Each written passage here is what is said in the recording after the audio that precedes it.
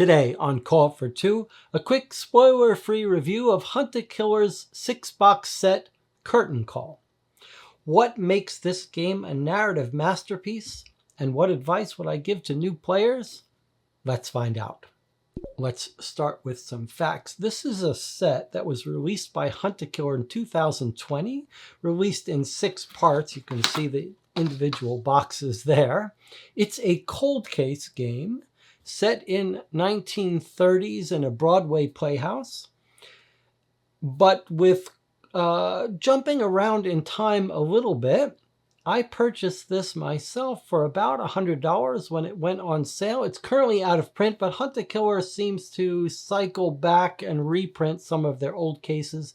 This is one of their very best, so I do suspect this will come back into print at some point, or you could try picking it up used. It's rated at ages 14 and up. I think that's about right, with an official play time of 6 to 10 hours. It took us about 21 hours to play through the whole thing on YouTube, taking our time, in case you want to go watch that.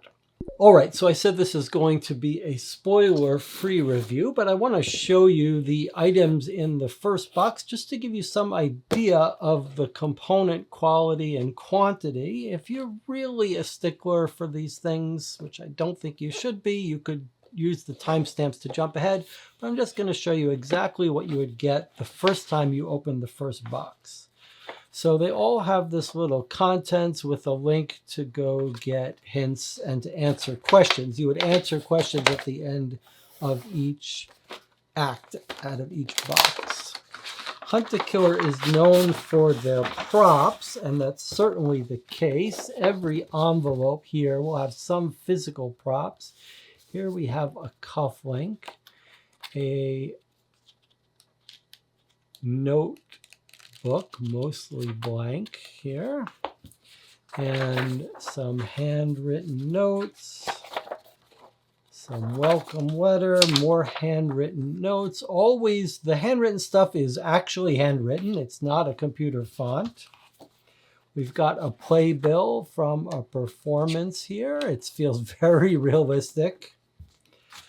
More documents. Forensic report in here, and more letters here. So a little thin on the contents in the first envelope. Some of the envelopes are a little richer, and they all have one little physical prop or two, which I tend not to care so much about, but they're done well here.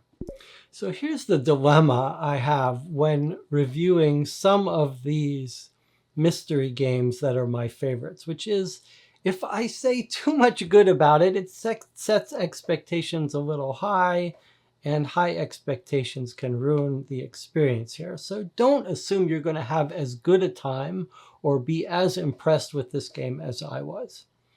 But from my standpoint, this is probably the most narratively engaging, thematically involved long-form mystery game that I've played. It is expertly told as a story.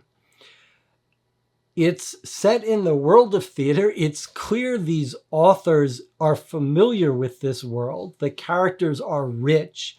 There's a bunch of them. They're fleshed out over the course of 6 episodes. You meet them over and over again. They're all interesting. They all feel adult. Like these are adult scenarios these people are involved in. Everything feels very time appropriate. It really does feel like you're traveling back in time to the 30s. All of the materials feel genuine. They feel old. They feel real. These characters feel real. The situation feels adult. And it's a very controlled narrative here. It's not like you play some of these games and they're like artificially ginning up the weightiness of the case by throwing in more deaths and more over-the-top villains and stuff. That's not what's happening here. This is a very small story set in one little theater with one little death and a very small group of people who are friends or rivals. And it's just really exceptionally well done. And you can tell that some real love and care and attention went into the production of this game. There were also lots of little twists and turns and subtle details here. And I'm going to talk about some advice, but I think if you take your time, if you really take seriously this case and understanding all the little details, I think this is one of these games that rewards every minute you put into it. If you spend an hour discussing the implications of a couple of these letters back and forth, I think all of that is going to be rewarded.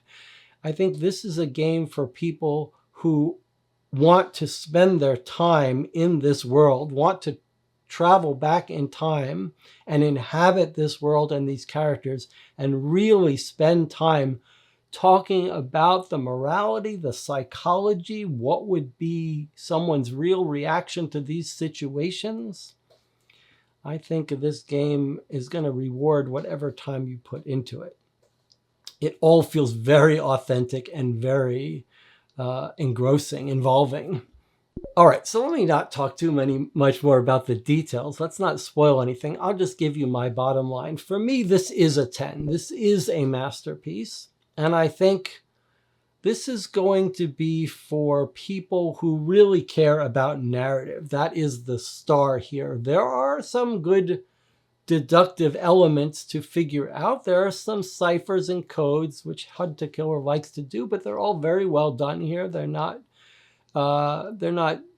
too involved. You don't have to do too much work to decode stuff.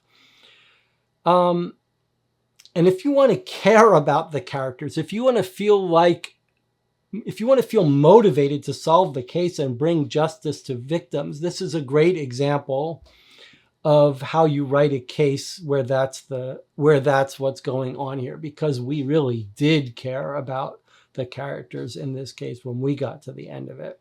And these felt like real adult people from the 30s.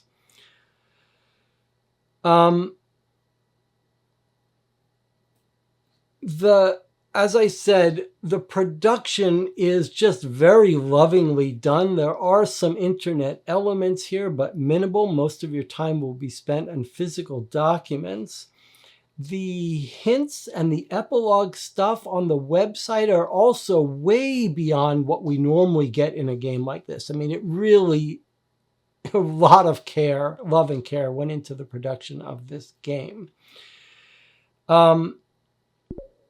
What I would say, though, is that, well, here's my advice. There are people that have said that this game is too easy, and I can see why you might come to that conclusion.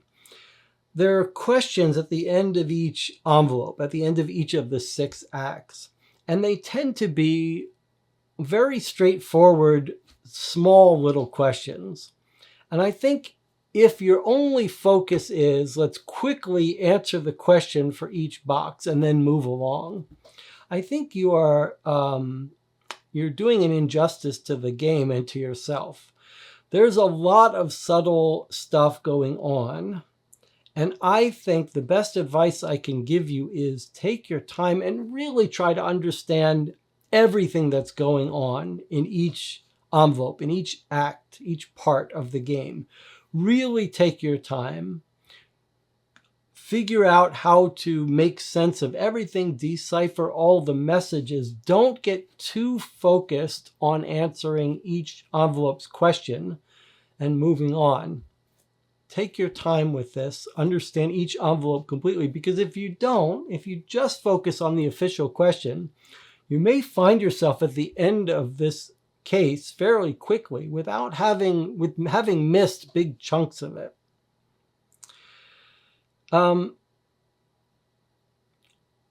I would like to hear if you've played this and you agree with me that this really is a masterpiece in the genre. It is one of my favorite experiences, and it's one of these games that's making me rethink some of my criticism of Hunt a Killer. Just they seem a little uneven, but occasionally they're showing why they're sort of the big dog in this space. This is just done at a level of skill that we rarely see in this genre.